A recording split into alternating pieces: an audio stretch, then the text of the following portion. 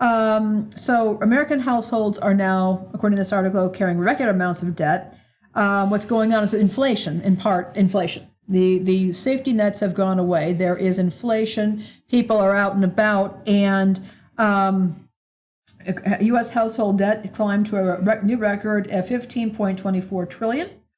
And it's an increase of 1.9% or 286 billion from the second quarter of the year. So credit card balances have increased, but they're still lower than they were at their peak in 2019. But mortgages are on the rise. Auto loans and student loan balances have also increased. And total debt is already 1.1 trillion higher than at the end of 2019. So they're saying that Americans are spending big. The economists are saying, well, they're doing it because they can. Possibly, but it's also because, well, kids may be going back to school. They need clothes and shoes. They're spending big. It may be because, the increase in food. We were talking about that last week. Yeah. The massive increases in food. The fact that cars are incredibly scarce right now. That people are trying to find childcare for their kids at this point, and because they're being told to go back to the office or go back to work. So for an economist to say, well, people are spending big because they can, they need to maybe talk to more people. Yeah, they maybe need to talk to a few more people at this point. We should ask them. We should have a board of economists just ask them, hey, how many of you know people that make wages like weekly, every other week wages, and they don't have a lot of money in their bank account? It's like they're not going to put their hands up. Yeah.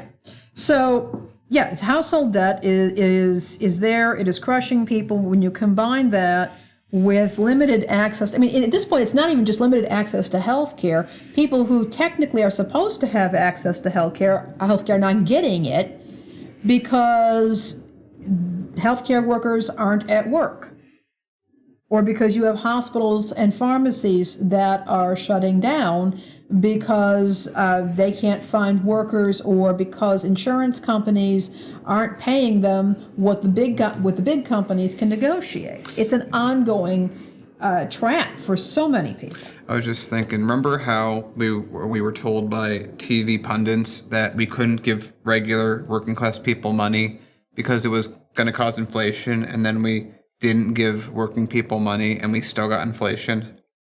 Yeah. It's going to be very interesting to see when, again, there's going to be another economic crash. And instead of worrying about the people, our politicians, first and foremost, as you heard here first at Heartlands Media, they're going to bail out the banks and the corporations and Wall Street. Yeah. They're not going to bail us out. They're okay with us in debt. But, I've seen history repeat itself, or I've seen history rhyme a lot here. And the thing is, this isn't the first time in which a society, there's such a huge gap between the rich and the poor. And this is just a powder keg that's waiting to explode. So to our lawmakers, if you actually give a damn about people, if you actually care about their well-being, it's time to start bailing them out and doing debt forgiveness. But that's expecting too much from these lawmakers because they don't give a damn, because they're from a time in America's history where they're used to things going a certain way, and our politicians are in their 80s and 90s. They don't care anymore. They only care about lining their pockets and being praised for the false heroes that they are. And by the way, if you think it's only going to be, say, retail stores and retail workers and retail employees who are affected by this sort of thing, you want to think again. For example, this year, a lot of automobile manufacturers and dealerships and companies are pulling back on holiday ads.